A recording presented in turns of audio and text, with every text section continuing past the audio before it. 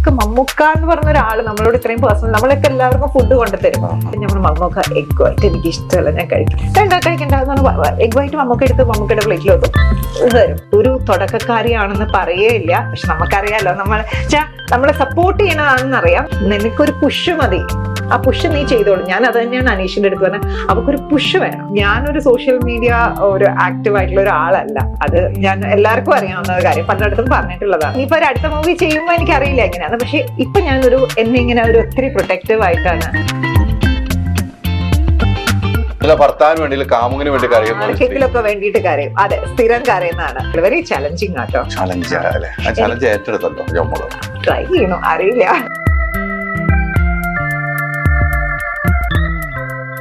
നമസ്കാരം. നമ്മുടെ സ്വന്തം ജാനകിക്കുട്ടി 20 വർഷക്കാലമായി സിനിമയിൽ നിന്ന് വിട്ടു നിന്നിട്ട് ഇപ്പോൾ സിനിമയിലേക്ക് തിരിച്ചെത്തിയിരിക്കുകയാണ്. ഇപ്പൊ എല്ലാവർക്കും അഭിനയമാണോ എന്താണെന്നുള്ള എനിക്കറിയില്ല. എന്തായാലും നമ്മുടെ സ്വന്തം ജാനകിക്കുട്ടി തിരിച്ചെത്തിയിരിക്കുന്നു. ജോമോൾ നമസ്കാരം. നമസ്കാരം. അഭിനയത്തിലേക്കാണോ വന്നിരിക്കുന്നത്? അഭിനയത്തിലേക്കല്ല വന്നത്, സിനിമയിൽ തിരിച്ചെത്തി. വളരെ സന്തോഷം. എനിക്കിഷ്ടമുള്ളൊരു മേഖല. ഞാൻ ഇതിനെ കുറിച്ച് കേട്ടിട്ടുണ്ട്. നമുക്ക് ഏതായാലും സ്വന്തം ജാനകിക്കുട്ടി എത്തിയിരിക്കുന്നത് ജാനകി ജാന എന്ന സിനിമയിലേക്ക്, പേരുകൊണ്ട് ഒത്തുവരുന്ന ഒരു സിനിമയിലേക്ക് ഒത്തുവരുന്നു. ആ പ്രൊഡക്ഷൻ ഞാൻ സിനിമയിലേക്ക് 2 തവണ ചുവട് വെച്ചത് എന്ന് വെച്ചാൽ കുഞ്ഞായിരുന്നപ്പം വന്നതും അവരിലൂടെയാണ്, അത് കഴിഞ്ഞ് ജാനകിക്കുട്ടിയിലൂടെയും വന്നത് അവരിലൂടെയാണ്, ഇപ്പൊ സബ് ടൈറ്റിലിലൂടെയും വന്നത് അവരിലൂടെയാണ്. അത് വലിയൊരു ഭാഗ്യമാണല്ലേ. എനിക്ക് എപ്പോഴും ഒരു താങ്ങായിട്ട് അവരുണ്ടായിരുന്നു. അതിപ്പോഴും അല്ലെ. ഈ സബ് ടൈറ്റില് എന്നൊരു കാര്യത്തിലേക്ക് എന്നാണ് അതിലേക്ക് മാത്രം കേന്ദ്രീകരിക്കാം? അങ്ങനെ അതിലേക്ക് മാത്രം കേന്ദ്രീകരിച്ചതല്ല ഒന്ന്. രണ്ടാമത്, ഈ സബ് ടൈറ്റിലിംഗ് എന്ന് പറഞ്ഞൊരു വിഭാഗം ഒരു സെപ്പറേറ്റ് വിഭാഗമാണ്, അല്ലെങ്കിൽ സബ് ടൈറ്റിൽ ആർട്ടിസ്റ്റ് അല്ലെങ്കിൽ സബ് ടൈറ്റിൽ എന്ന് പറയുന്ന ഒരു സെഗ്മെന്റ് ഉണ്ടെന്ന് ഞാൻ അറിഞ്ഞത് ഒരു 6-7 മാസം മുൻപ്. അത്രേ ഉണ്ടായിരുന്നുള്ളൂ. കാരണം എന്റെ വിചാരം, ഇപ്പൊ നമ്മൾ OTT വന്നു, OTTയിൽ കാണുന്നു, വേറെ ലാംഗ്വേജിലെ മൂവി കാണുമ്പം തമിഴ്, തെലുങ്ക് എല്ലാം കാണുമ്പോൾ മാത്രമാണ് ഞാൻ സബ് ടൈറ്റിൽ ശ്രദ്ധിക്കാറുണ്ടായിരുന്നത്. മലയാളം മൂവി എനിക്ക് തോന്നുന്നു നമ്മൾ ആ കോവിഡ് ടൈമിലാണല്ലോ ഇങ്ങനെ OTT അല്ലെങ്കിൽ വീട്ടിലിരുന്ന് കാണുന്ന ഒരു അവസ്ഥ, ഫോണിലൂടെ കാണുന്ന അവസ്ഥ എന്നൊക്കെ പറയുന്നത് നമ്മൾ ആ കോവിഡ് ടൈമിൽ. അതിനു മുൻപ് നമ്മൾ ഏത് സിനിമയും തിയേറ്ററിൽ പോയിരുന്നിട്ടാണ് കാണാറ്. പിന്നെ ആമസോൺ പ്രൈം ഉണ്ടായിരുന്നു, നെറ്റ്ഫ്ലിക്സ് ഉണ്ടായിരുന്നു, പക്ഷെ അതിലൊരു 30 ദിവസം അല്ലെങ്കിൽ 60 ദിവസം കഴിഞ്ഞ് ഇറങ്ങുമ്പോഴത്തേക്കും നമ്മൾ ആ മൂവീസ് എല്ലാം കണ്ടിട്ടുണ്ടായിരുന്നു. മലയാളം, ഇംഗ്ലീഷും ഹിന്ദിയും ഒക്കെ ആണെങ്കിലാണ് നമ്മൾ നോർമലി അതിൽ കണ്ടുകൊണ്ടിരുന്നത്. അപ്പോഴാണ് സബ് ടൈറ്റിൽ ശ്രദ്ധിച്ചിരുന്നത്. പക്ഷെ അത് ചെയ്യാനൊരു വിഭാഗം ആളുകൾ ഉണ്ടെന്നുള്ളത് എനിക്ക് അറിയില്ല. സെപ്പറേറ്റ് ഉണ്ട്. എന്റെ വിചാരം ബൈ ഡിഫോൾട്ട് ഓക്കെ, നെറ്റ്ഫ്ലിക്സിൽ വർക്ക് ചെയ്യുന്നവർ അല്ലെങ്കിൽ ആമസോൺ പ്രൈമിൽ വർക്ക് ചെയ്യുന്നവർ അവരുടെ ഒരു സെക്ഷൻ ആണെന്നായിരുന്നു വിചാരിച്ചിരുന്നത്. ഞങ്ങളുടെ ഒരു ഫാമിലി ഫ്രണ്ടാണ് ആക്ടർ ജയസൂര്യ ഫാമിലി. അപ്പൊ ഞങ്ങള് ഇടയ്ക്ക് ഇപ്പോഴും സംസാരിച്ചിരുന്നപ്പം ജയൻ ഇങ്ങനെ സംസാരിച്ചപ്പോൾ പറഞ്ഞു, സബ് ടൈറ്റിൽ ചെയ്തുകൂടെ എന്ന് എന്നോട് ചോദിച്ചു. അപ്പോഴാണ് ഞാൻ ചോദിച്ചു സബ് ടൈറ്റിൽ എന്ന് പറഞ്ഞാൽ, അപ്പോഴാണ് പറഞ്ഞത് ഇങ്ങനെ മൂവിക്ക് സബ് ടൈറ്റിൽ എഴുതുന്നത് അങ്ങനൊരു സെക്ഷൻ ഉണ്ട് എന്ന് പറഞ്ഞു. അങ്ങനെയാണ് ഓക്കെ ഇതിനെ കുറിച്ച് കൂടുതൽ ഞാൻ ഒന്ന് അന്വേഷിക്കാമെന്ന് വിചാരിച്ചത്. പക്ഷെ യൂട്യൂബിലൊക്കെ നമുക്ക് എന്താ പറയാ, അതിനെക്കുറിച്ചുള്ളത് വളരെ പരിമിതമായിട്ടുള്ള ഒരു നോളജാണ് അതിനെക്കുറിച്ച് തരുന്നത്. പിന്നെ അങ്ങനെ എനിക്ക് ഇതിനെക്കുറിച്ച് എനിക്ക് ഇഷ്ടപ്പെട്ടു ആ ഒരു കോൺസെപ്റ്റ്. നമുക്ക് ചില കോൺസെപ്റ്റ് പെട്ടെന്ന് കേൾക്കുമ്പോൾ ക്ലിക്ക് ആവുമല്ലോ, ഒരു പോസിറ്റീവ് ഫീലിംഗ് വരുമല്ലോ. ജയനും അങ്ങനെ അതിനെക്കുറിച്ച് കൂടുതലായിട്ട് അറിയില്ല, ഇങ്ങനെ കേട്ടിട്ടുണ്ട്, അപ്പം ഒന്ന് അന്വേഷിച്ച് നോക്കുമെന്ന് മാത്രം പറഞ്ഞിട്ടുണ്ടായിരുന്നുള്ളൂ. അത് കഴിഞ്ഞ് അങ്ങനെ അതിനെക്കുറിച്ച് അന്വേഷിച്ചു കഴിഞ്ഞപ്പോ എനിക്ക് കംഫർട്ടബിൾ ആയിട്ടും എന്നെ മനസ്സിലാക്കുന്നതുമായിട്ടുള്ള ഒരാളാണ് ശ്വേത SQബിന്റെ. അപ്പൊ ഞങ്ങൾ ഒരുമിച്ച് പഠിച്ചതാണ് കോളേജില്, ചെറുപ്പം തൊട്ടേ അറിയുന്നതാണ്.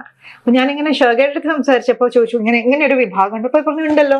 ഞാൻ ചോദിച്ചു ഇതിന് മുൻപ് എന്റെ മൂവിക്ക് ഇതിന് മുൻപ് ചെയ്തിരുന്നത് ബോബി സഞ്ജയുടെ വൈഫാണ് അഞ്ജന നായർ ചെയ്തിരുന്നത്. അപ്പൊ നിനക്ക് വേണമെങ്കിൽ ഞാനൊന്ന് ഇൻട്രൊഡ്യൂസ് ചെയ്ത് തരാം എന്ന് പറഞ്ഞു. അങ്ങനെ അഞ്ജനയായിട്ട് എന്നെ ആദ്യം കണക്ട് ചെയ്തു.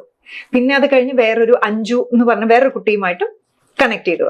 അങ്ങനെ പലരും കണക്ട് ചെയ്തു. അതുപോലെ സലീം അഹമ്മദ് സാറ് ഡയറക്ടർ. അപ്പൊ ഞാൻ സാറിന്റെ അടുത്ത് സംസാരിച്ചപ്പോഴും സലീമിക്ക എന്റെ അടുത്ത് ഇങ്ങനെ പറഞ്ഞു, ഞാൻ ഒരാളെ കണക്ട് ചെയ്യും. അങ്ങനെ സലീമിക്കയും എന്നെ കണക്ട് ചെയ്ത് തന്നത് ഈ അഞ്ജുവിലാണ്. പക്ഷെ ആദ്യം എല്ലാവരും പോയത് അഞ്ജുവിലേക്കാണ്. പക്ഷെ ആദ്യം എന്നെ കണക്ട് ചെയ്ത് അഞ്ജന നായർ എന്ന് പറഞ്ഞിട്ടുള്ള അഞ്ജനയിലാണ്. അപ്പൊ അഞ്ജനയാണ് എനിക്ക് ഇനീഷ്യലി എല്ലാം പറഞ്ഞു തന്നത്. ആദ്യം ഇതാണ് ഒരു എന്താ പറയാ, ഇങ്ങനൊരു സോഫ്റ്റ്വെയർ ഉണ്ട്, ആ സോഫ്റ്റ്വെയറിലാണ് നമ്മൾ ഇത് ചെയ്യുക. എനിക്ക് ബേബി സ്റ്റെപ്സ് പറഞ്ഞു തന്നത് അഞ്ജനയാണ്. അഞ്ജനയുടെ എന്ന് പറഞ്ഞു കഴിഞ്ഞാൽ ഞാൻ ആദ്യമായിട്ട് അഞ്ജനയോട് ഈ ഒരു കാര്യം സംസാരിക്കുകയാണ്. അഞ്ജന എനിക്ക് എന്താ പറയാ, ഇപ്പം നമ്മുടെ പൊതുവേ ഒരു മനുഷ്യ സ്വഭാവമാണ്. ഇപ്പൊ നമ്മുടെ ഫീൽഡിലേക്ക്, നമ്മൾ ചെയ്യുന്ന ഒരു ഫീൽഡിലേക്ക് പുതിയ ഒരാൾ വരുന്നു എന്ന് പറയുമ്പോൾ നമുക്കതൊരു ത്രെറ്റ് പോലെയാണ്. നമ്മൾ കഴിവതും പല കാര്യങ്ങളൊക്കെ ഒളിച്ചു വെച്ചിട്ടേ ആവശ്യമുള്ളതും പിന്നെ പൊതുവെ എല്ലാവർക്കും അറിയുന്ന കാര്യങ്ങളൊക്കെ മാത്രമേ നമ്മള് പറഞ്ഞു തരത്തുള്ളൂ. നമ്മുടേതായിട്ടുള്ള രീതിയിൽ പല കാര്യങ്ങളും സീക്രട്ട് ആയിട്ട് വെക്കും. അഞ്ജനയിൽ ഞാൻ അത് കണ്ടില്ല. Anjana was like very elaborate. എനിക്ക് തുടക്കം തന്നെ നമ്മൾ ആ സംസാരിച്ചപ്പോൾ ഞാൻ പറഞ്ഞു, അഞ്ജന എനിക്ക് അതിനെന്താ, any time you ask me, നമുക്ക് കാണാം, കണ്ടിട്ട് എനിക്കറിയുന്നതെല്ലാം ഞാൻ പറഞ്ഞു തരാം എന്ന് പറഞ്ഞ് ഓരോന്ന് ചെയ്ത് ആദ്യം ഞാൻ ചെയ്ത് വേറൊരു പാട്ട് എന്തോ ഞാൻ ഒരു ചെറിയൊരു സെക്ഷൻ ഡൗൺലോഡ് ചെയ്തു. എന്റെ മോൾ എനിക്ക് ഡൗൺലോഡ് ചെയ്ത് തന്നു. അതിൽ ഞാൻ സബ് ടൈറ്റിൽ ചെയ്തിട്ട് ഞാൻ അഞ്ജനയ്ക്ക് അയച്ചു കൊടുത്തു. അഞ്ജന പറഞ്ഞു തുടക്കം എന്ന് വെച്ചാൽ ഒരു എൻകറേജ്മെന്റ് ഇല്ലേ, ഫസ്റ്റ് കാണുമ്പോഴൊക്കെ മിസ്റ്റേക്സ് ഉണ്ടെന്ന് നമുക്കറിയാം. പക്ഷെ എന്നാലും ഒരിക്കൽ പോലും ആ മിസ്റ്റേക്ക് ആയിട്ട് ചൂണ്ടിക്കാണിച്ചു തന്നില്ല. എന്നോട് അഞ്ജന പറഞ്ഞത് വളരെ നന്നായിട്ടുണ്ട്, ഒരു തുടക്കക്കാരിയാണെന്ന് പറയേയില്ല, പക്ഷെ നമുക്കറിയാലോ നമ്മളെ സപ്പോർട്ട് ചെയ്യണതാണെന്ന് അറിയാം. നമുക്കറിയാം സബ് ടൈറ്റിൽ അത്രയൊന്നും ആയിട്ടില്ല. കാരണം അഞ്ജനയുടെ സബ് ടൈറ്റിലിംഗ് എനിക്ക് ഭയങ്കര ഇഷ്ടമാണ്. ഭയങ്കര യുണീക്ക് ആയിട്ടാണ് അഞ്ജന ചെയ്തുകൊണ്ടിരുന്നത്. അങ്ങനെ അഞ്ജന ഒരുപാട് സപ്പോർട്ട് വരുന്ന ഹെൽപ്പ് വന്നു. പിന്നെ ചില ഇന്ന സ്ഥലത്ത് ഇങ്ങനെ ചെയ്താൽ നന്നായിരുന്നു, അങ്ങനെയായിരുന്നു എനിക്ക് കറക്ഷൻസ് പറഞ്ഞത്. അങ്ങനെ എനിക്കൊരു കോൺഫിഡൻസ് കിട്ടി. അത് കഴിഞ്ഞ് പിന്നെ അഞ്ജന അഞ്ജനയ്ക്ക് വീട്ടിലെ കാര്യങ്ങളായിട്ട് ചില സമയത്ത് ബിസി ആയി പോയിരുന്നു. അപ്പൊ അങ്ങനെയായപ്പം അഞ്ജു എന്ന് പറഞ്ഞിട്ടുള്ള ഒരു സബ് ടൈറ്റിൽ ആർട്ടിസ്റ്റ് ഉണ്ട്. അപ്പൊ അഞ്ജുവിന്റെ അടുത്ത് ഞാൻ ചെന്നിരുന്നു. അപ്പൊ അഞ്ജു എന്നെ ഹെൽപ്പ് ചെയ്ത് ഇങ്ങനെ വെച്ചാൽ അഞ്ജന പറഞ്ഞു തന്ന കാര്യങ്ങൾ തന്നെ അഞ്ജു പറഞ്ഞു, ചേച്ചി ഇങ്ങനെ തന്നെയാണ് ചേച്ചി ചെയ്യേണ്ടത്, ചേച്ചി ഒരു കാര്യം ചെയ്യുക, എനിക്ക് കൂടുതൽ എന്താ പറഞ്ഞു തരേണ്ടതെന്ന് അറിയില്ല, ചേച്ചി ചെയ്തിട്ട് എനിക്ക് അയച്ചതാ, എന്തെങ്കിലും ഉണ്ടെങ്കിൽ ഞാൻ പറയാം. അങ്ങനെയായിരുന്നു എന്റെ തുടക്കം. ഇതായിരുന്നു ഒരു 6-7 മാസം മുൻപ്. പിന്നെ ഞാൻ ബാക്കി എന്റെ കാര്യങ്ങളുമായിട്ട് അങ്ങ് ബിസി ആയി പോയി. പിന്നെ അങ്ങ് മുന്നോട്ട് പോയി. ഇതൊന്നൊരു ബാക്ക് സീറ്റ് എടുത്തു. അപ്പോഴാണ് ഒരു മാസം മുൻപ് എനിക്ക് ഷർഗയുടെ ഒരു കോള് പെട്ടെന്ന്. ഞങ്ങൾ ടച്ചിലുള്ളതാണ്, കാരണം ഷർഗയുടെ മക്കളും എന്റെ മോളും ഒരേ ഡാൻസ് ക്ലാസ്സിലാണ് പോകുന്നത്. അപ്പൊ ഞങ്ങൾ നല്ല ടച്ചിലുള്ള. അപ്പൊ ഒരിടയ്ക്ക് പെട്ടെന്നൊരു എനിക്ക് നിന്നോടൊരു കാര്യം ചോദിക്കാം, നീ ഫ്രീ ആകുമ്പോ എന്നെ വിളിക്കുവോ എന്ന് ചോദിച്ചു. അപ്പൊ ഞാനും ആ സമയത്ത് തിരക്കിലായിരുന്നു. ഞാൻ 2 ദിവസം കഴിഞ്ഞപ്പോ ഞാൻ വിളിച്ചു, സംസാരിച്ചപ്പോ ചോദിച്ചു, നിനക്ക് എന്റെ പടത്തിനൊന്ന് സബ് ടൈറ്റിൽ ചെയ്യാമോ എന്ന് ചോദിച്ചു. പോയിരുന്നു. ഞാൻ അഞ്ജനെ കാണുമ്പോഴും അഞ്ജനെ കണ്ടപ്പോഴും അഞ്ജനയോട് വർത്താനം പറഞ്ഞപ്പോഴും അഞ്ജുനെ കണ്ടപ്പോഴും ഒക്കെ ഞാൻ ഷേഖയുടെ അടുത്ത് അപ്ഡേറ്റ് ചെയ്തു. കാരണം ഷേഖ കാരണമാണല്ലോ ഞാൻ കണ്ടിരുന്നു, ഞാൻ സംസാരിച്ചിരുന്നു, എന്നെ ഒരുപാട് ഹെൽപ്പ് ചെയ്തു എന്നൊക്കെ പറഞ്ഞ് ഞാൻ ഐ കീപ് അപ്ഡേറ്റിംഗ്. ഈവൻ സലീമിക്ക എന്നെ അഞ്ജുനെ പരിചയപ്പെടുത്തിയപ്പോഴും അഞ്ജുനെ കണ്ടു കഴിഞ്ഞാൽ സലീമിക്കയുടെ അടുത്തും അപ്ഡേറ്റ് ചെയ്തിട്ടുണ്ടായിരുന്നു. അപ്പം അങ്ങനെ ഞാന് ഒരു ദിവസം ഇങ്ങനെ വൺ ഫൈൻ ഡേ ഷേഖ എന്റെ അടുത്ത് ചോദിക്കണം, നീ ചെയ്യുന്നോ എന്ന് ചോദിച്ചു. ഞാൻ പറഞ്ഞു, ഷേഖ നിന്റെ മൂവി ഞാൻ എങ്ങനെ ചെയ്യാൻ, ഇതുവരെ എനിക്ക് ഒരു പരിചയമില്ല.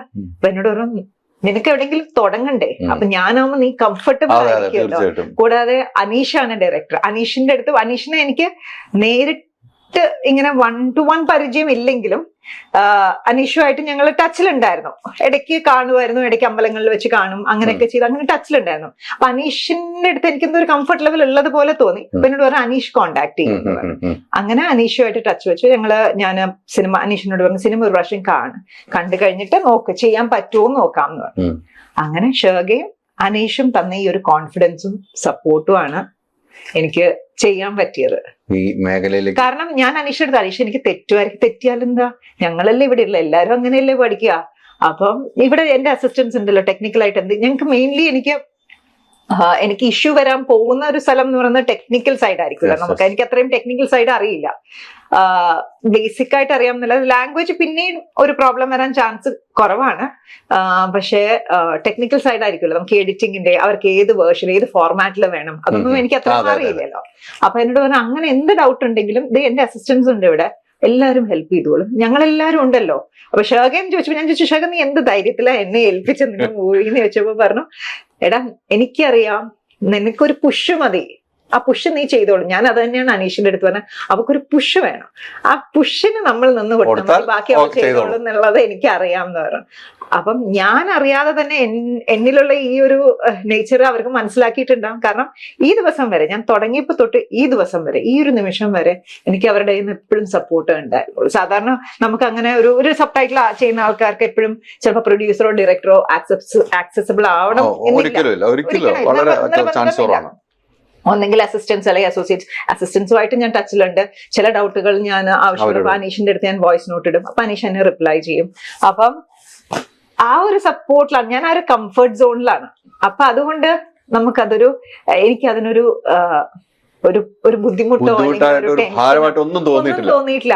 ഇനിയിപ്പോ ഒരു അടുത്ത മൂവി ചെയ്യുമ്പോ എനിക്കറിയില്ല എങ്ങനെയാണ്, പക്ഷെ ഇപ്പൊ ഞാനൊരു എന്നെ ഇങ്ങനെ ഒരു ഒത്തിരി പ്രൊട്ടക്റ്റീവ് ആയിട്ടാണ്, ഒത്തിരി പാമ്പർ ചെയ്തിട്ടാണ്. ഒരു സിനിമ ചെയ്ത് തീരുമ്പോൾ ഒരു സിനിമയ്ക്ക് സബ് ടൈറ്റിൽ മൊത്തം വെച്ചിരുന്നു എത്ര ദിവസങ്ങളിലേക്ക് വേണ്ടി വരും, അങ്ങനെ വല്ല പ്ലാൻ ചെയ്തിരുന്നു? എനിക്ക് അറിയുണ്ടായിരുന്നില്ല. എന്റെ വിചാരം എന്താന്ന് വെച്ച് കഴിഞ്ഞാൽ, ചിരിക്കും ആൾക്കാർ കേൾക്കുമ്പോ, 2.5 മണിക്കൂറിന്റെ മൂവി ഒരു ദിവസം മാക്സിമം പോരെ ഒന്ന് സബ് ടൈറ്റിൽ ചെയ്യാൻ. ഒരു 12 മണിക്കൂർ, രാവിലെ 10 മണിക്ക് ഇരുന്നാൽ വൈകുന്നേരം ആകുമ്പോഴത്തേക്കും ചെയ്യും എന്ന്. കാരണം അഞ്ജുവിനോട് സംസാരിച്ചു, ചേച്ചി പടം വന്നിട്ടുണ്ട് ചേച്ചി, എനിക്ക് 3 ദിവസമുള്ളൂ തിരിച്ചു കൊടുക്കാൻ, ചെയ്തിട്ട് തിരിച്ചു കൊടുക്കണം എന്നൊക്കെ ഇങ്ങനെ ഇടയ്ക്ക് അഞ്ജു മെസ്സേജ് ഇടുമ്പോ ഞാൻ ആലോചിക്കും, 2.5 മണിക്കൂറിലെ മൂവി 3 ദിവസമോ, എന്തിനാ 3 ദിവസം? ഓക്കെ ആയിക്കോട്ടെ, അവരുടെ എന്താന്ന് വെച്ചാൽ നമുക്ക് അറിയില്ലല്ലോ. അപ്പൊ അങ്ങനെയൊക്കെയായിരുന്നു ഞാൻ കരുതിയിരുന്നത്. പടം വന്നപ്പോ മനസ്സിലായി 2.5 മണിക്കൂറിന്റെ മൂവി 10 ദിവസം ആയപ്പോഴാണ് എന്റെ ഒന്ന് എവിടേക്കോ എനിക്ക് ഒരു ലെവലിലെത്തുന്നത്. കാരണം രാവിലെ ഇരുന്ന് ഇതിനു മുൻപിൽ ഇരുന്ന് ചെയ്യും, വൈകുന്നേരം ആകുമ്പോഴത്തേക്കും എന്റെ വിചാരം ഞാനെന്തോ ഒരു half of the movie interval അതിനെ തീർത്തു എന്നൊക്കെ വിചാരിച്ചിരിക്കുമ്പോഴായിരിക്കും 5 മിനിറ്റ് 6 മിനിറ്റ് ഒക്കെ മൂവി തീർന്നിട്ടുണ്ടാവുള്ളൂ. കാരണം കുറച്ച് കഴിയുമ്പോൾ നമുക്കൊന്ന് സ്റ്റക്ക് ആവും, നമുക്ക് ഐഡിയാസ് കിട്ടുന്നത് കുറവ്. കുറച്ച് കഴിയുമ്പോൾ നമ്മൾ ഇതിന്റെ തന്നെ മുമ്പിലിരുന്ന് അങ്ങനെ ശീലമില്ലല്ലോ, ഈ കമ്പ്യൂട്ടറിന്റെ തന്നെ മുമ്പിൽ ഐഡിയ കൂടി വരും. ചില സമയത്ത് ഒന്ന് ബ്രേക്ക് എടുത്ത് 1 മണിക്കൂർ ഒന്നും നടന്നില്ല, ഒന്ന് പോയി ഒന്ന് കഴിഞ്ഞ് കഴിയുമ്പോഴത്തേക്ക് ഓക്കെ എന്നാ അത് അങ്ങനെ ചെയ്യാമായിരുന്നു എന്ന് പറഞ്ഞ് വീണ്ടും അതിലോട്ട് പോയി. നമ്മൾ അങ്ങനെയാണ് നമുക്ക് അഭിനയം പോലെ തന്നെയാണ്. നമ്മൾ സിനിമയിൽ അഭിനയിച്ച് നമ്മൾ സ്ക്രീനിൽ ഒന്ന് കാണുമ്പോൾ നമുക്ക് ഇതിൽ ഒന്നും കൂടെ നന്നാക്കാമായിരുന്നല്ലേ, അല്ലെങ്കിൽ ഡബ് ചെയ്തപ്പോൾ ഒന്നും കൂടെ സൗണ്ട് ഇടാമായിരുന്നു, അതേ സെയിം ആ ഒരു ഫീലാണ്. കുറച്ച് കഴിയുമ്പോണ്ടല്ലോ വാക്കുകൾ കിട്ടുന്നില്ല. ചിലപ്പോ ചില മലയാള വാക്ക് കിട്ടുമ്പോൾ ഞാൻ കേൾക്കുമ്പോ അയ്യോ ഇതിന് എന്തോ ആയിരുന്നു, നമ്മൾ ഇംഗ്ലീഷിൽ നോർമലി നമ്മൾ സ്റ്റക്കായി പോകും, കംപ്ലീറ്റ്ലി സ്റ്റക്കായി പോകും. അത് കഴിഞ്ഞ് പിന്നെ 1 മണിക്കൂർ ഒന്ന് നടന്ന് അങ്ങോട്ടൊക്കെ ഒന്ന് പോയി വേറെ കാര്യങ്ങൾ, വീട്ടിലെ കാര്യങ്ങളൊക്കെ ബാക്കി ചെയ്ത് എല്ലാം കഴിഞ്ഞ് തിരിച്ചു വരുമ്പോ ഓക്കെ ഫൈൻ, അത് എളുപ്പത്തില്ല. ഒരു 10 ദിവസം മേലെ ഞാൻ എടുത്തു. പക്ഷെ നോർമലി ഇനി ഒരു 10 ദിവസത്തിനുള്ളിൽ ഒരുവിധം വർക്ക് തീർത്തു കൊടുക്കാൻ നമുക്ക് പറ്റും. ഇനി ഒരു സിനിമ വന്നു കഴിഞ്ഞാൽ പറ്റും. വേറെ സിനിമകൾ വന്നോ? ഇപ്പൊ കുറെ വാർത്തകളൊക്കെ വന്നു കഴിഞ്ഞാൽ ഇതൊന്നും സ്ക്രീനിൽ കണ്ടിട്ട് വരാൻ വേണ്ടി അറിയില്ല, ഇതുവരെ വന്നിട്ടില്ല. പക്ഷെ ഇത് കഴിഞ്ഞിട്ടില്ല, ഇതിന്റെ ഇനി ഫൈനൽ റീൽ ചെയ്ത് കൊടുക്കണം, ഫൈനൽ എഡിറ്റഡ് വേർഷൻ കൊടുക്കാനുണ്ട് എനിക്ക്. ഇത് സബ് ടൈറ്റിൽ ചെയ്യുമ്പോൾ ഈ സിനിമ കാണും അല്ലെ? സിനിമ കണ്ടു മറ്റാരേക്കാളും കൂടുതൽ ആ സിനിമ കണ്ടിരിക്കുന്നത്, സിനിമ കണ്ടത് ഞാനാണ്. സിനിമയിൽ ആര് ഏത് ഡയലോഗ് ഏത് സെക്കൻഡിൽ ഏത് സമയത്ത് നമ്മൾ പറയുന്നുള്ളത് എനിക്ക് നല്ല ഉറപ്പായി. ചിലപ്പോ അവർക്ക് മറന്നുപോയി കാണും, ഇന്ന സമയത്ത് ഈ സെക്കൻഡിൽ എനിക്കറിയാം ആരുടെ ഡയലോഗ്. അഭിനയിച്ചു വെച്ച സിനിമ വരെ മറന്നുപോയിട്ടുണ്ടാവും സത്യം. അതിൽ ചില ഡയലോഗുകളും അല്ല എന്റെ ക്യാരക്ടറിന്റെ പേര് അങ്ങനെയൊക്കെ ഉള്ളത് ചില ആളുകൾ ഇങ്ങോട്ട് പറയുമ്പോഴാണ് ഓ അങ്ങനെ ഉണ്ടായിരുന്നു എന്ന് ഓർക്കുക. ഇതില് എനിക്ക് തുടക്കം തൊട്ട് ഒടുക്കം വരെ എന്നോട് ഇപ്പൊ ചോദിച്ചോ ഞാൻ ആ ഡയലോഗ് പറയാം. അത്രയും മറന്നിട്ടുണ്ടാവും. പക്ഷെ ഫസ്റ്റ് ആയിട്ട് ആ മൂവി കണ്ടു, ഫ്രഷ് കട്ടാ കണ്ടത്, കാരണം അൺഎഡിറ്റഡ് വേർഷനാണല്ലോ നമ്മൾ കാണാൻ. അത് കണ്ടു. അത് കഴിഞ്ഞ് പിന്നെ അപ്പൊ ചെയ്തുകൂടെയെന്ന് ചോദിച്ചപ്പോൾ കാണുമ്പോഴൊക്കെ ദൈവം ഇത് ഞാൻ എങ്ങനെ ചെയ്യുന്ന മനസ്സിലൊരു ഭയം ഉണ്ടെങ്കിൽ പിന്നെ ഞാൻ ആലോചിച്ചു ദൈവം നമ്മുടെ കൂടെ ഉണ്ട്. കാരണം ഇത്രയും ഒരു കംഫർട്ടബിൾ ആയിട്ടുള്ള ഒരു പ്ലാറ്റ്ഫോം നമുക്ക് വേറെ ചിലപ്പോൾ ലഭിക്കണം എന്നില്ല. അപ്പം ചെയ്തിട്ട് നോക്ക്. അങ്ങനെ ആ ഒരു ധൈര്യത്തിൽ ആദ്യത്തെ 2 ദിവസം എനിക്കൊരു നമുക്കത് സിങ്ക് ആവാൻ ടെൻഷനായിരുന്നു. അയ്യോ സിങ്ക് ആവുന്നില്ല, എന്നെ കൊണ്ട് പറ്റുമോ എന്നുള്ളതായിരുന്നു. പിന്നെ കഴിഞ്ഞപ്പോ ഒന്ന് സിങ്ക് ആയിട്ടുണ്ട്. അത് പക്ഷെ ഇവര് തന്നെ ഈ ഒരു കംഫർട്ട് ലെവൽ ബുദ്ധിമുട്ടാണ് നമുക്കൊന്ന് വിളിച്ച് സംസാരിക്കാനോ. കാരണം എനിക്ക് ഇടയ്ക്കിടയ്ക്ക് ഇവർ അയച്ചത് ആദ്യത്തെ ഒരു ഫസ്റ്റ് ഇത് കഴിഞ്ഞു. അത് കഴിഞ്ഞ് എന്നോട് പറഞ്ഞു ഇനി ഒരു കാര്യം ചെയ്യും, ഇനി ഇടയ്ക്കിടയ്ക്ക് ഞങ്ങൾ അയച്ചു തരുന്നില്ല, ഫുൾ എഡിറ്റഡ് വേർഷൻ മാത്രമേ അയക്കൂ. അല്ലെങ്കിൽ ഇടയ്ക്ക് ഇങ്ങനെ എല്ലാ ദിവസവും ഇങ്ങനെ അയച്ചും കട്ട് ചെയ്തും അങ്ങനെയൊന്നും ചെയ്യുന്നില്ല. ചേച്ചിക്ക് ഇനി എല്ലാം ഫുള്ളി എഡിറ്റഡ് ആയിട്ടുള്ള വേർഷനാണ് ഞങ്ങൾ തരുന്നത്. ഡയലോഗിൽ സബ് ടൈറ്റിൽ വെക്കുമ്പോഴാണ് ബുദ്ധിമുട്ട്, സോങ്ങിൽ സബ് ടൈറ്റിൽ വെക്കുമ്പോഴാണ് ബുദ്ധിമുട്ട്? അത് രണ്ട് രീതിയിലാണ്. ചിലപ്പം ഞാൻ വിചാരിച്ചു സോങ് ബുദ്ധിമുട്ടായിരിക്കും എന്ന് വിചാരിച്ചു സോങ് ലാസ്റ്റിലേക്ക് വെച്ചു. എന്നിട്ട് ഡയലോഗ് കറക്റ്റാണ് സോങ് ഞാൻ ലാസ്റ്റിലേക്ക് വെച്ചു. എന്നിട്ട് പക്ഷെ ചില സമയത്ത് ചില പ്രസംഗങ്ങള് അല്ലെങ്കിൽ ഇതിനകത്ത് 1-2 പ്രസംഗങ്ങൾ ആ സ്പീച്ച് ചിലപ്പം ആ സ്പീച്ചിന്റെ ആ ഒരു സംസാരിക്കുന്ന പോർഷൻ അതേപോലെ നമ്മൾ ലിറ്ററലി ട്രാൻസ്ലേറ്റ് ചെയ്താല് അത് കൺവേ ചെയ്യാൻ പറ്റുന്നില്ല. ഞാൻ അങ്ങനെ നോക്കിയപ്പം അത് എന്താണോ അവർ സംസാരിക്കുന്നത് അതിന്റെ ആ എസെൻസ് അല്ല കൺവേ ചെയ്യാൻ ഞാൻ ഇംഗ്ലീഷിൽ ചെയ്യുമ്പോൾ നമ്മൾ ലിറ്ററലി ട്രാൻസ്ലേറ്റ് ചെയ്യല്ലോ. ലിറ്ററലി ട്രാൻസ്ലേറ്റ് ചെയ്യുമ്പോൾ ആ പറയുന്ന ആ ഒരു കണ്ടന്റ് അല്ല നമുക്ക് വരുന്നത്. അപ്പൊ അതൊന്ന് കുറച്ച് അപ്പൊ ആ സ്പീച്ച് ഞാൻ അവിടെ വെച്ചു. അങ്ങനെ 2-3 സ്പീച്ചുകളുണ്ട്, അത് ഞാൻ അവിടെ വെച്ചു. ബാക്കി അല്ലാത്ത നോർമൽ ഡയലോഗ്സ് ചെയ്തു. പിന്നെ ഞാൻ റിയലൈസ് ചെയ്തു, ഒരു ഡയലോഗിൽ നമ്മൾ സ്റ്റക്ക് ആയി കഴിഞ്ഞാൽ ആ ഡയലോഗ് തന്നെ 1 മണിക്കൂർ ഇങ്ങനെ ഇരുന്ന് ആലോചിക്കാതെ അവിടെ അത് സ്റ്റോപ്പ് ചെയ്യും. എന്നിട്ട് അടുത്തതിലോട്ട് പോകും. എന്നിട്ട് എവിടെ സ്റ്റോപ്പ് ചെയ്തു, ഏത് റീലാണ് ഏത് ടൈം ആണെന്നുള്ള ഞാൻ മാർക്ക് ചെയ്ത് വെക്കും. എന്നിട്ട് പിന്നെ നമ്മളൊന്ന് മൈൻഡ് ഒന്ന് ഫ്രീ ആവുമ്പോൾ തിരിച്ചതിലോട്ട് വരുമ്പോൾ അപ്പൊ പിന്നെ നമുക്ക് എളുപ്പമായിട്ട് ചെയ്യാൻ പറ്റും. പക്ഷെ സോങ് കുറച്ച് ട്രിക്കി ആയിരുന്നു. കാരണം സാഹിത്യപരമായിട്ട് നമ്മൾ മലയാളത്തിലെ സാഹിത്യം ഇംഗ്ലീഷിലേക്ക് ട്രാൻസ്ലേറ്റ് ചെയ്തപ്പോൾ ഒരു സെൻസും വന്നില്ല. അതെ. പക്ഷെ പിന്നെ അതിന്റെ കണ്ടന്റ് എടുത്തിട്ട് ഞാൻ ചെയ്തു. അപ്പൊ അതിന്റെ സ്റ്റഡി ചെയ്യേണ്ടി വരില്ലേ? ഈ സാഹിത്യം മലയാളത്തിലെ സാഹിത്യ വാക്കുകൾ ഇംഗ്ലീഷിലേക്ക് മാറ്റുമ്പോൾ എന്താ പറയാ, ഇപ്പൊ നമുക്കൊരു ചില വാക്കുകൾ കേൾക്കുമ്പം എന്താ പറയാ, ആ വാക്കിനോട് ആ വാക്ക് ഇംഗ്ലീഷിൽ വന്നു കഴിഞ്ഞാൽ ഇംഗ്ലീഷിൽ എന്തൊക്കെയാണ് ആ വാക്കിനോട് കണക്റ്റഡ് ആയിട്ടുള്ള ഫ്രേസസ് എന്തായിരിക്കും അവർ ഉദ്ദേശിക്കുന്നത് നമുക്ക് മനസ്സിലാവും. അപ്പൊ ആ രീതിയിലാണ് ചെയ്തു പോയത്. അപ്പൊ ഒരു മീനിങ് ഫുൾ ആയിട്ട് പോലെ തോന്നി എനിക്ക്. അറിയില്ല, ഞാൻ സോങ് മാത്രം കുറച്ച് ചെയ്തത് എന്റെ ഹസ്ബൻഡിനെയും അമ്മയും മക്കളെയും കാണിച്ചു. അപ്പൊ അവർക്ക് അത് ഇഷ്ടപ്പെട്ടു, നന്നായിട്ട് ചെയ്തു. ഞാൻ പറഞ്ഞു സോങ് കുറച്ച് പാടാണ് ചെയ്യാൻ. സോങ് പിന്നെ സാഹിത്യം ഞാൻ പിന്നെ ആലോചിച്ചു, സാഹിത്യം ഇപ്പൊ കുഴപ്പമില്ല, അല്ലാത്ത ചില സോങ്ങുകൾ വരത്തില്ലേ നമുക്ക് ചിലപ്പോ ലിറിക്സ് ഒരു സെൻസും ഇല്ലാത്ത മനസ്സിലാകാതെ ഞാൻ ആലോചിച്ചു, ദൈവമേ അപ്പൊ ഇത് കഴിഞ്ഞിട്ട് എന്ത് ഞാൻ സംസാരിക്കുന്നു അല്ല എന്ത് ഞാൻ കാണുന്നു ഞാൻ എല്ലാം സബ് ടൈറ്റിലുമായിട്ടാണ് കണക്ട് ചെയ്യുന്നത്. അത് എന്തുകൊണ്ടെന്ന് എനിക്കറിയില്ല. ഞാനിപ്പം മൂവി നേരെ കാണുമ്പോൾ അല്ലെങ്കിൽ വേറെ ഇപ്പൊ ഞങ്ങൾ അത് കഴിഞ്ഞിട്ട് കുറെ ട്രാവലൊക്കെ ചെയ്തു. അപ്പൊ ട്രാവൽ ചെയ്യുമ്പോഴും ഓരോ പാട്ടുകൾ കേൾക്കുമ്പോൾ ഞാൻ ചോദിക്കും, ദൈവമേ ഇതെങ്ങനെ പാലാപ്പള്ളി ഒക്കെ ഞാൻ വിചാരിച്ചപ്പോ അതൊക്കെ എനിക്ക് സബ് ടൈറ്റിൽ ചെയ്യാൻ വന്നിട്ട് ഞാനിത് എങ്ങനെ ചെയ്യും? ചില പാട്ടുകളുണ്ടല്ലോ നമ്മൾ എന്ത് ചെയ്യും എന്നുള്ളത്. പിന്നെ ഇനിയിപ്പോ അതിനെ കുറിച്ച് പാട്ടുകൾ പോലെ അല്ല ഇപ്പോഴത്തെ പാട്ടുകളല്ല, പണ്ടത്തെ ലിറിക്സ് അല്ല. ഇപ്പം കുറച്ചും കൂടെ ലിറിക്സിനേക്കാളും ചില പാട്ടുകൾക്ക് ട്യൂണിന് എംഫസിസ് കൊടുക്കുമ്പോൾ അപ്പൊ അതുകൊണ്ട് വരികൾ അതെ കേൾക്കാം. പിന്നെ ഇതിൽ ചില വരികൾ മനസ്സിലാവാത്തപ്പോ ഞാൻ അത് പോർഷൻ അവർക്ക് അയച്ചു കൊടുക്കാം. എനിക്ക് ഇതെന്താ എക്സാക്ട്ലി എഴുതിയെന്നൊന്ന് പറഞ്ഞു തരുമോ എന്ന് ചോദിച്ചപ്പോ അവര് റിപ്ലൈ. അതെ അതെ. അപ്പം എന്തായാലും മറ്റൊരു മേഖല വെരി ചലഞ്ചിങ് ആട്ടോ. ചലഞ്ച് ഏറ്റെടുത്തല്ലോ ജോമോള്.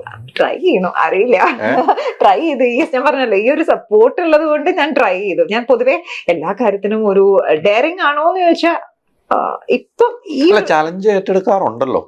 ഞാനൊരു ലേറ്റർ പാർട്ട് ഓഫ് മൈ ലൈഫിൽ ചെയ്യാൻ ശ്രമിക്കാറുണ്ട്, ചെയ്ത് നോക്കാം. ആദ്യമൊക്കെ നമുക്കൊരു ഇതായിരുന്നു, എന്താ പറയാ, ഒരു ചമ്മലായിരുന്നു.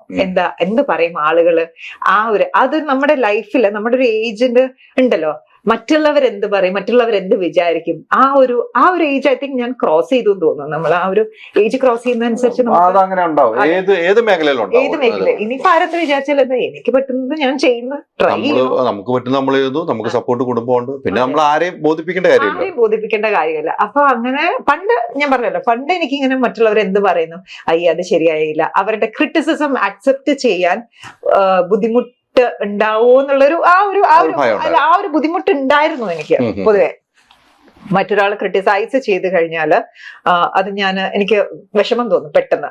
ആ വിഷമം തോന്നുന്നത് പെട്ടെന്ന് എന്റെ മുഖത്തും അറിയും.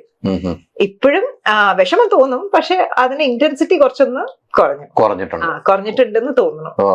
കൃത്യമായിട്ട് സ്റ്റഡി ചെയ്ത് തന്നെ പോണോണ്ടാണ്, അതുകൊണ്ടാണ് ആയിരിക്കാം, സ്റ്റഡി ചെയ്യാതെ പോകുമ്പോഴാണ് പ്രശ്നങ്ങൾ. അതെ പെട്ടെന്ന് കേൾക്കും. പിന്നെ ഞാൻ ആലോചിച്ചു, നമുക്ക് മറ്റുള്ളവരെ കുറിച്ച് ജഡ്ജ്മെന്റൽ ആകുമ്പോൾ തിരിച്ചും നമ്മളത് എക്സ്പെക്ട് ചെയ്യണം. അപ്പൊ ഇപ്പൊ പൊതുവെ ഞാൻ അങ്ങോട്ടും എന്റെ ഒരു ജഡ്ജ്മെന്റൽ നേച്ചർ ഞാനൊന്ന് കുറയ്ക്കാൻ ശ്രമിച്ചു. പിന്നെ മനുഷ്യരായതുകൊണ്ട് നമ്മൾ ജഡ്ജ്മെന്റലാണ്, നമ്മുടെ ജഡ്ജ്മെന്റ് നമ്മുടെ മനസ്സിലിരിക്കും, വോക്കൽ ആക്കാൻ ശ്രമിക്കാറില്ല. ഇപ്പൊ ഈ പറഞ്ഞു ജോമോളിലുള്ള ഏറ്റവും വലിയ പ്രാധാന്യമായിട്ട് കാണുന്നത്, ഒരാൾ വിശ്വസിച്ച ഒരു കാര്യം ജോമോളോട് പറഞ്ഞു കഴിഞ്ഞാൽ ജോമോളുടെ മനസ്സിന്റെ ഉള്ളിലുണ്ടോ, മറ്റാരെയും അറിയിക്കില്ല. അതെങ്ങനെയാ മനസ്സിലായി? എനിക്ക് സ്റ്റഡി ചെയ്തതാണ്. കറക്റ്റാണോ? അതെ, എന്റെ വീട്ടിൽ എന്റെ ഹസ്ബൻഡ് പറഞ്ഞു പോയതിൽ അതെ, എന്റെ ഹസ്ബൻഡിന് ഏറ്റവും വലിയൊരു പ്രോബ്ലം, ചില കാര്യങ്ങൾ എന്നോട് വന്നിട്ട് ഇങ്ങനെ സംസാരിക്കുമ്പോ പറയും, അങ്ങനെ സംഭവിച്ചു, അവിടെ അത് സംഭവിച്ചു എന്നൊക്കെ പറയും. ഇന്നലെ ഞങ്ങൾ ട്രാവൽ ചെയ്തപ്പോ എന്തോ ഒരു കാര്യം ഇങ്ങനെ കമ്മ്യൂണിക്കേറ്റ് ചെയ്തപ്പോ, നിനക്കറിയായിരുന്നോ ഇങ്ങനെ ഒരു പ്രശ്നം ഉണ്ടായിരുന്നു? ഞാൻ ചോദിച്ചു, അറിയായിരുന്നോ? നിനക്കറിയായിരുന്നോ? ഞാൻ പറഞ്ഞു, അറിയാം. എപ്പ അറിഞ്ഞു? കുറെ കാലമായി അറിഞ്ഞിട്ട്. എന്നോട് ഒരു കാര്യം പറഞ്ഞാല് അത് ഞാൻ പോലും എന്താ അറിയാത്തത് എന്ന് ചോദിച്ചു. ഞാൻ പറഞ്ഞു, എന്നെ വിശ്വസിച്ച് ഒരാളൊരു കാര്യം പറഞ്ഞാൽ it will go down to the grave with me. അത് ഞാൻ പറയാറില്ല. അതെങ്ങനെ മനസ്സിൽ വെച്ചോണ്ടിരിക്കും? അപ്പൊ ഞാനൊരു കാര്യം ജോമോളോട്, എന്റെ ഒരു ഏറ്റവും വലിയ പ്രയാസമായിരിക്കും ഞാൻ പറയുന്നത്. ജോമോൾ അത് എങ്ങനെ മനസ്സിൽ വെച്ചു അദ്ദേഹത്തിന്റെ പ്രയാസം, ഹൈദരലിന്റെ പ്രയാസം ഒന്ന് എന്തൊരു മാനസികാവസ്ഥയാണ് ഹൈദരലിന്റെ? അത് ഞാൻ ചിലപ്പം ഞാൻ എന്റെ മനസ്സിലുണ്ടാവും. ആൻഡ് ഇപ്പം എന്നെ വിശ്വസിച്ചൊരു കാര്യം പറയുവാണെങ്കിൽ പിന്നീട് നമ്മൾ എപ്പോഴെങ്കിലും കാണുന്ന ഒരു അവസരത്തിൽ നമ്മൾ തമ്മിൽ കാണുമ്പോൾ കംഫർട്ടബിൾ ആണോ എന്നുള്ള ആ ഒരു അവസ്ഥ നോക്കിയിട്ട് പിന്നീട് ആ കാര്യത്തിനെ കുറിച്ച് ഞാൻ ചോദിക്കും. അപ്പോൾ സംസാരിക്കുള്ളൂ, അപ്പോഴേ സംസാരിക്കാറുള്ളൂ. അല്ലെങ്കിൽ ഞാൻ വലിയൊരു ക്വാളിറ്റിയാണ് അത്. കാരണം അതുപോലെ ഞാൻ എന്തെങ്കിലും ഒരു വാക്ക് പറഞ്ഞാൽ അത് വാക്ക് പാലിക്കാനും ശ്രമിക്കാറുണ്ട്. ഇപ്പൊ മക്കളുടെ അടുത്താണെങ്കിൽ പോലും ഞാൻ പറയും, അല്ല ഇന്ന് തന്നെ വാക്ക് പാലിച്ച് ഞാൻ കൃത്യമാണ്. എന്നോട് പറഞ്ഞ ടൈമിങ് രണ്ടാമത് തന്നെ വിളിച്ചു, അതിനു മുമ്പ് എത്തി. ഒരു 10 മിനിറ്റ് ലേറ്റ്, ഞാൻ പൂജ കഴിഞ്ഞതുകൊണ്ട് 10 മിനിറ്റ് ലേറ്റ് ആവുകയെന്ന് പറഞ്ഞാൽ എനിക്ക് ഇഷ്ടമല്ല. ഒന്നാമത് ഞാൻ പഠിച്ച സ്കൂളിംഗ്, ഇപ്പൊ ഞാനും എന്റെ വീട്ടിൽ ജോമോളെ പോലുള്ള ആർട്ടിസ്റ്റുകൾ ഇപ്പൊ സിനിമാ മേഖലയിലുണ്ടെങ്കിൽ ഒരു പ്രശ്നം ഉണ്ടാവില്ലായിരുന്നു. അയ്യോ അതല്ല, ഞാൻ ഹരിഹരൻ സാറിന്റെ സ്കൂളിംഗിലാണല്ലോ. തീർച്ചയായിട്ടും. അപ്പം നമ്മൾക്ക് അന്ന് തൊട്ട് സാർ ഫോളോ ചെയ്യുന്നതായതുകൊണ്ടായിരിക്കാം, നമ്മളിൽ ഉള്ളതും അങ്ങനെ ആ ഒരു ചിട്ട ഉള്ളത് കൊണ്ടായിരിക്കാം എനിക്ക് ടൈം പറഞ്ഞാൽ ആ ഒരു ടൈമിന് അത് കല്യാണങ്ങൾ പൊതുവെ അല്ലാതെ പബ്ലിക് ഫംഗ്ഷൻ ആണെങ്കിലും ശരി, ഇപ്പൊ ഫാമിലി ഫംഗ്ഷൻ ആണെങ്കിലും ശരി, എന്താണെങ്കിലും ഇപ്പൊ ഞാനും ഹസ്ബൻഡും ഞങ്ങൾ 10 മിനിറ്റ് നേരത്തെ എത്തുള്ളൂ. അല്ലെങ്കിൽ ആ ടൈമിൽ. അത് കഴിഞ്ഞിട്ട് ലേറ്റ് ആവുന്നത് മറ്റുള്ളവരെ ബഹുമാനിക്കുന്നത് കുറവായതുപോലെ ഒരു ഫീലാണ്. തീർച്ചയായിട്ടും. കാരണം സമയം എല്ലാവർക്കും വാല്യുബിൾ ആണ്. എല്ലാവരുടെയും സമയം അതുപോലെ തന്നെയാണ്. എന്റെ മോള് പറയുന്ന പോലെ, അമ്മയ്ക്കറിയാമോ ഏറ്റവും വലിയ നോൺ റിന്യൂവബിൾ റിസോഴ്സ് ഏതാണ്? ഞാനിങ്ങനെ കോളാണോ മറ്റേതാണോ മറിച്ചതാണോ എന്നൊക്കെ എന്നോട്, അല്ലമ്മ സമയമാണ്, ഒരിക്കലും തിരിച്ച് കിട്ടില്ല. അപ്പൊ അതുകൊണ്ട് അവള് അങ്ങനത്തെ ചില കാര്യങ്ങളൊക്കെ പെട്ടെന്ന്, മൂത്ത മോള് എപ്പോഴോ ഇങ്ങനെ സംസാരിച്ചപ്പോ അതിങ്ങനെ ചില കാര്യങ്ങൾ മനസ്സിലുണ്ട്. അപ്പൊ എന്നോട് പറഞ്ഞ സത്യമാണ്, അത് നോൺ റിന്യൂവബിൾ റിസോഴ്സ് ആണ്, നമുക്ക് ഒരിക്കലും തിരിച്ചു കിട്ടില്ല. പൊതുവെ പഴയ ആളുകളും പറയും സമയം ഒരിക്കലും പിടിച്ചാൽ കിട്ടില്ല. അതൊക്കെ എന്താ വെച്ചാൽ ചിലപ്പോ ഇപ്പൊ ഇത് എനിക്ക് ആലോചിക്കും, പണ്ട് അങ്ങനെ ചെയ്യായിരുന്നു, പണ്ട് ഇങ്ങനെ ചെയ്യായിരുന്നു. ഇപ്പൊ തന്നെ for example, I don't know if I moving away from the topic. പക്ഷെ ഇപ്പൊ നമ്മൾ സംസാരിക്കുമ്പോൾ ഞങ്ങള് സ്കൂൾ കഴിഞ്ഞ് കോളേജ് പഠിച്ചുകൊണ്ടിരിക്കുന്ന സമയത്ത് നമുക്ക് first group, second group, third group, fourth group. അതിനകത്ത് അന്ന് പിയർ പ്രഷർ ആയിരുന്നു. ഫസ്റ്റ് ഗ്രൂപ്പ് വേണം, സെക്കൻഡ് ഗ്രൂപ്പ് വേണം, അല്ലെ? ഞാൻ കോളേജ് പഠിച്ചിരിക്കുന്ന സമയത്ത് ഫസ്റ്റ് ഗ്രൂപ്പും സെക്കൻഡ് ഗ്രൂപ്പും കിട്ടാത്തവരാണ് തേർഡും ഫോർത്തിലോട്ട് പോകുന്നത്. പിന്നെ ഫോർത്ത് പോകും, കൊമേഴ്സ് എടുക്കും. കൊമേഴ്സും കിട്ടാത്തവരാണ് തേർഡ് ഗ്രൂപ്പിലോട്ട് പോകുന്നത്. അന്ന് അങ്ങനെയാണ്, അങ്ങനെ ഒരു ക്ലാസ് ഉണ്ടായിരുന്നു. എനിക്കറിയില്ല, എനിക്കത് അങ്ങനെ ഫീൽ ചെയ്തിട്ടുണ്ട്. ഇപ്പം അത് അങ്ങനെ വന്ന് ഈ ഒരു സമയത്ത് എന്റെ മക്കള് കോളേജിൽ പഠിക്കാറ്. പിന്നെ മൂത്ത മോള് കോളേജ് ഡിഗ്രി ചെയ്യണു, ഇളയാളിപ്പം 11th 12th ചെയ്യാൻ പോകണം, അടുത്ത പോലെ ഇപ്പൊ 10th. അപ്പം അവർക്ക് വന്നപ്പോ അവർക്ക് ചോയ്സ് ആണ്. അങ്ങനെ ഫസ്റ്റ് ഗ്രൂപ്പ് ഒന്നുമില്ല, സെക്കൻഡ് ഗ്രൂപ്പ് ഒന്നുമില്ല. അപ്പൊ ഇഷ്ടം ഉണ്ടെങ്കിലും ഇല്ലെങ്കിലും ഫസ്റ്റ് ഗ്രൂപ്പോ സെക്കൻഡ് ഗ്രൂപ്പോ നമ്മൾ എടുത്തിരിക്കണം. അന്നാണ് ഒരു സ്റ്റേറ്റസ്. എന്റെ മോള് സെക്കൻഡ് ഗ്രൂപ്പ് പഠിക്കുകയാണ്, അവൾ അതിന്റെ കൂടെ അഡീഷണൽ മാത്സും കൂടെ പഠിക്കുന്നു. അങ്ങനെ പഠിക്കുമ്പോൾ അഡീഷണൽ ഫസ്റ്റ് ഗ്രൂപ്പും കൂടെ പഠിക്കുന്നു എന്ന് പറയുന്നത് എന്തോ ഒരു ഭയങ്കര നമുക്കൊരു പ്രൗഡ് ആവുന്ന ഒരു ഫീലാണ്, ഒരു സ്റ്റേറ്റസ് സിമ്പിൾ പോലെ. ഇന്ന് അങ്ങനെയല്ല. ഇന്ന് ഈ സബ്ജക്റ്റിൽ നിന്ന് ഒന്നെങ്കിൽ ഹ്യൂമാനിറ്റീസ് എടുക്കാം, അല്ലെങ്കിൽ മാത്സ് എടുക്കാം, ഏത് വേണമെങ്കിൽ നമുക്ക് ഒരു സദ്യയിൽ വിളമ്പണ പോലെ ഇഷ്ടമുള്ളത് എടുക്കാം. ആ ഒരു ഓപ്ഷൻ വന്നിട്ടുണ്ട്. അപ്പൊ ഞാൻ ആലോചിക്കും, ഇന്നായിരുന്നെങ്കിൽ, ഇപ്പൊ ഇരുന്ന് ആലോചിക്കും, ഇന്നത്തെ കാലത്തായിരുന്നു ഞാൻ വന്നിരുന്നത് എന്തൊക്കെ ഓപ്ഷൻസ് ഉണ്ടായിരുന്നു. അന്ന് ചിലപ്പോൾ ഇഷ്ടമില്ലാഞ്ഞിട്ടാണ് സെക്കൻഡ് ഗ്രൂപ്പിന് പോയത്. കാരണം എന്താ, ഒരു സ്റ്റേറ്റസ് സിമ്പിളാണ് സെക്കൻഡ് ഗ്രൂപ്പ് പഠിക്കുന്നു എന്നുള്ളത്, ഇഷ്ടം ഉണ്ടെങ്കിലും ഇല്ലെങ്കിലും. ഇന്ന് മക്കൾക്കാണെങ്കിൽ അത് തുറന്ന് പറയാനുള്ള ഒരു സ്വാതന്ത്ര്യമുണ്ട്. എനിക്കിതല്ല, അപ്പൊ നമ്മൾ അത് സപ്പോർട്ട് ചെയ്യാൻ, അന്ന് അങ്ങനെ ഒരു തുറന്ന് പറയാനുള്ള ഒരു സാഹചര്യം ഉണ്ടായിരുന്നോ എന്ന് എനിക്കറിയില്ല. ബട്ട് ദെൻ അന്നാരും പറഞ്ഞിട്ടുണ്ടായിരുന്നില്ല. അങ്ങനെ നമ്മൾ പറയണമെങ്കിൽ പറയാം, പക്ഷെ നമ്മൾ പറയാറില്ല. അതാണ് എന്റെ പോയിന്റ്. നമ്മൾ പറഞ്ഞാൽ ചിലപ്പോൾ പേരൻസ് പറയാറില്ല. പൊതുവെ അങ്ങനെയായിരുന്നു. ഫസ്റ്റ് സെക്കൻഡ് അങ്ങനെയൊക്കെ ആയിരുന്നു അങ്ങനത്തെ കാലഘട്ടം. അപ്പം ഇന്ന് ചിലപ്പോ പുറകോട്ട് തിരിഞ്ഞ് നോക്കുമ്പോ ആലോചിക്കും, ഇതൊക്കെ ആ സമയത്ത് ചെയ്യാമായിരുന്നു, ഇതൊക്കെ ഇങ്ങനെ ചെയ്യാമായിരുന്നു, എനിക്ക് കുറച്ചും കൂടെ ഇങ്ങനെ എന്റെ ഈ ഒരു കഴിവിനെ യൂട്ടിലൈസ് ചെയ്യാമായിരുന്നു എന്നൊക്കെ ഇന്നിരുന്ന് ആലോചിക്കും. പ്രോബബ്ലി ആ ഒരു തോട്ട് പ്രോസസ്സിന്റെ ഭാഗം ഉള്ളത് കൊണ്ടാണോ, ആ ഒരു തോട്ട് പ്രോസസ്സ് നമ്മുടെ മനസ്സിലുള്ളത് കൊണ്ടാണ് ഇന്ന് ഇപ്പൊ ഈ ഒരു ഓപ്ഷൻ കിട്ടിയപ്പം, ഈ ഒരു സബ് ടൈറ്റിലും കിട്ടിയപ്പം ചെയ്ത് ട്രൈ ചെയ്യാം. എന്തുകൊണ്ട് ട്രൈ ചെയ്യുന്നില്ല? പിന്നീട് അത് റിഗ്രറ്റ് ചെയ്യരുത്. കാരണം തീർച്ചയായിട്ടും അന്ന് ഇങ്ങനെ ഇത്രയും ഒരു ഗോൾഡൻ ഓപ്പർച്യൂണിറ്റി കിട്ടിയപ്പം, ഇത്രയും സപ്പോർട്ടീവ് ആയിട്ടുള്ള ഒരു പ്ലാറ്റ്ഫോം കിട്ടിയിട്ട് ഞാൻ ചെയ്തില്ല. എന്തുകൊണ്ട് ചെയ്തില്ല? പിന്നീട് ഒരു 5 കൊല്ലം കഴിഞ്ഞിട്ട് അല്ലെങ്കിൽ 10 കൊല്ലം കഴിഞ്ഞിട്ട് ആലോചിക്കും, ചെയ്യായിരുന്നു, ഇനിയിപ്പോ തിരിച്ചു പിടിക്കാൻ പറ്റില്ലല്ലോ. അപ്പൊ അതുകൊണ്ടായിരിക്കും ചിലപ്പോ ആ ഒരു ധൈര്യം ആ ധൈര്യം കൊണ്ടാണ് ഇത് പിടിച്ചിരിക്കുന്നത്. ഈ പറഞ്ഞ പോലെ ഒന്ന് പുറകോട്ട് തിരിച്ചു നോക്കിയാൽ, അതെ, ഇപ്പൊ പറഞ്ഞു വെച്ചത് പുറകോട്ട് തിരിഞ്ഞു വെക്കാൽ ഒരു ബാലതാരമായിട്ട് സിനിമയിലേക്ക് എത്തി, മലയാളികളുടെ പ്രേക്ഷകരുടെ ഇഷ്ടതാരമായി മാറി, പിന്നീട് നാഷണൽ അവാർഡും സംസ്ഥാന അവാർഡും വാങ്ങി. ഇതെല്ലാം വാങ്ങിയ ജോമോൾ സിനിമയിൽ നിന്നും മാറി നിന്നു. ഇപ്പോൾ സബ് ടൈറ്റിലുമായി ജാനകി ജാനെ ചെയ്തപ്പോൾ നവ്യ നായരുടെ സീനുകൾ കണ്ടു, കുറെ ആർട്ടിസ്റ്റുകൾ കണ്ടു. എനിക്ക് ഈ സീൻ ചെയ്യാമായിരുന്നെങ്കിൽ, ഞാൻ ചെയ്തിരുന്നെങ്കിൽ, പണ്ടത്തെ കാര്യത്തിൽ ഓർത്ത് ചെയ്തിരുന്നെങ്കിൽ എങ്ങനെ ഉണ്ടാകുമെന്ന് ചിന്തിച്ചിരുന്നു. ഞാൻ എങ്ങനെ, എനിക്ക് മനസ്സിലായില്ല. ഞാൻ ഈ സിനിമ കണ്ടപ്പോൾ എനിക്ക് ഈ സീൻ ചെയ്താൽ നന്നായിരുന്നു എന്ന് ചിന്തിച്ചു? ഇല്ല, ചെയ്തിട്ടില്ല. എന്തുകൊണ്ട്? ഫോർ സം റീസൺ ഞാൻ അത് ചെയ്തിട്ടില്ല. തിരിച്ചു വരണം, സിനിമയിൽ അഭിനയിക്കണം, നല്ലൊരു ക്യാരക്ടർ കിട്ടിയാൽ ചെയ്യണം. ഇപ്പൊ മെയിൻ ലീഡ് അങ്ങനെയല്ല, എന്നെ റിവോൾവ് ചെയ്തിട്ട് വേണം ആ മൂവി പോവാൻ.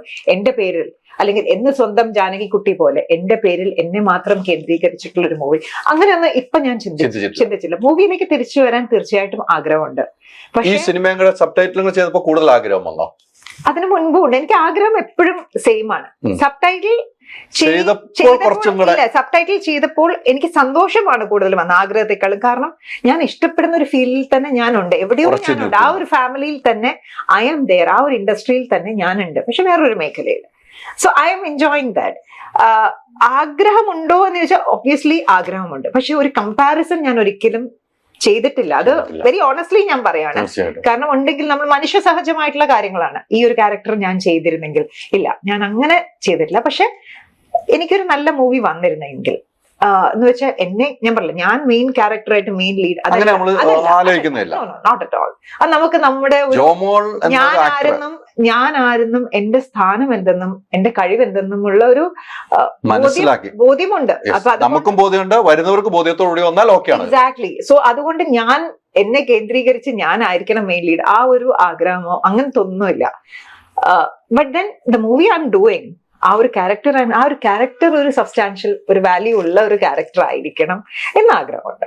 എന്ന് വെച്ചാൽ ചെയ്ത് വന്നു പോണ ആ ഒരു അങ്ങനെ വേണ്ട, ജസ്റ്റ് കയറി വന്ന് എവിടെയോ കണ്ടു അങ്ങനത്തെ അല്ല. പക്ഷെ ആ ചെയ്യുന്ന ഒരു 5 മിനിറ്റ് ആണ് ചെയ്യുന്ന ഒരു സീനാണെങ്കിലും പ്രേക്ഷകരുടെ മനസ്സിൽ അതുണ്ടായിരിക്കും. അത്തരം ഒരു ക്യാരക്ടർ കിട്ടിയാൽ ചെയ്യും, ഡെഫിനറ്റ്ലി ചെയ്യും. ആരും സമീപിച്ചിരുന്നോ ഈ കാലഘട്ടത്തിൽ വല്ലതും? അങ്ങനത്തെ ക്യാരക്ടറായിട്ട് ആരും സമീപിച്ചിട്ടില്ല. പക്ഷെ അല്ലാതെ റാൻഡം ആയിട്ട് വന്നു പോകുന്ന അങ്ങനത്തെ കുറെ മൂവി അങ്ങനെ വിളിച്ചിട്ടുണ്ടായിരുന്നു. അതിന് അങ്ങനെ ഒരു താല്പര്യം ഉണ്ടായിരുന്നില്ല. അപ്പൊ ഞാൻ പറഞ്ഞു, ഇല്ല, ഇപ്പൊ ചെയ്യുന്നില്ല എന്ന് പറഞ്ഞിട്ട്. പറഞ്ഞ പോലെ ബാലതാരമായിട്ട് വടക്കം വീരഗാഥയിൽ നിന്ന് വരുന്നു, ഉണ്ണിയാർച്ചയുടെ കുട്ടിക്കാലം ചെയ്ത് സിനിമയിലെത്തുന്നു. പിന്നീടുള്ള സിനിമകൾ നമ്മൾ എടുത്തു നോക്കിക്കഴിഞ്ഞാൽ എല്ലാ സിനിമകളും പ്രേക്ഷകരുടെ മനസ്സിലേക്ക് ഇടം പിടിച്ച സിനിമകളാണ്. അന്ന് നമ്മൾ നോക്കിക്കഴിഞ്ഞാൽ ഏറ്റവും കൂടുതൽ എനിക്ക് തോന്നുന്നു ജോമോൾ അഭിനയിച്ച സിനിമയിൽ ഒന്നിലെ കരയുന്ന സീനായിരിക്കാം, ഒന്നിലല്ല എല്ലാത്തിലും കരയുന്ന സീൻ അല്ലെ? കരച്ചിലില്ലാത്തൊരു സിനിമ ഞാൻ ജോമോളെ കണ്ടിട്ടില്ല എന്ന് എനിക്ക് തോന്നുന്നു. എല്ലാവരും അസോസിയേറ്റ് ചെയ്യുന്നത് അതുമായിട്ടാണ്. കരച്ചിൽ അല്ലെങ്കിൽ വീഴ്ച അല്ലെങ്കിൽ സങ്കടം അല്ലെങ്കിൽ നിറത്തിലാണ് ഏറ്റവും കൂടുതൽ വീഴ്ച. ദുഃഖപുത്രി. പിന്നെ അന്നത്തെ കാലത്ത് ഭർത്താവിന് വേണ്ടി കാമുകിന് വേണ്ടി കരയുന്ന ആർക്കെങ്കിലൊക്കെ വേണ്ടിയിട്ട് കരയും. അതെ, സ്ഥിരം കരയുന്നതാണ്. ഒന്നത്. രണ്ടാമത് അല്ലെങ്കിൽ ഭർത്താവ് എന്ന കാമുകൻ ഇട്ടിട്ട് പോയ ഓൾ ദോസ് ടൈപ്പ്. എന്ന് വെച്ചാൽ ഇന്ന് ട്രോളായിട്ട്, അന്നത്തെ കാലത്ത് ഈ സോഷ്യൽ മീഡിയ ഇങ്ങനത്തെ എനിക്കായിരുന്നു ഏറ്റവും ഉണ്ടെങ്കിൽ എനിക്കായിരിക്കും ഈ വീഴ്ചയും കരച്ചിലും. അതെ, എന്നെ കുറിച്ച് ആദ്യത്തെ ട്രോള് വന്നത് എനിക്ക് തോന്നുന്നു എന്ന് നിന്നെ മൊയ്തീൻ ഇറങ്ങിയപ്പോഴാണ്.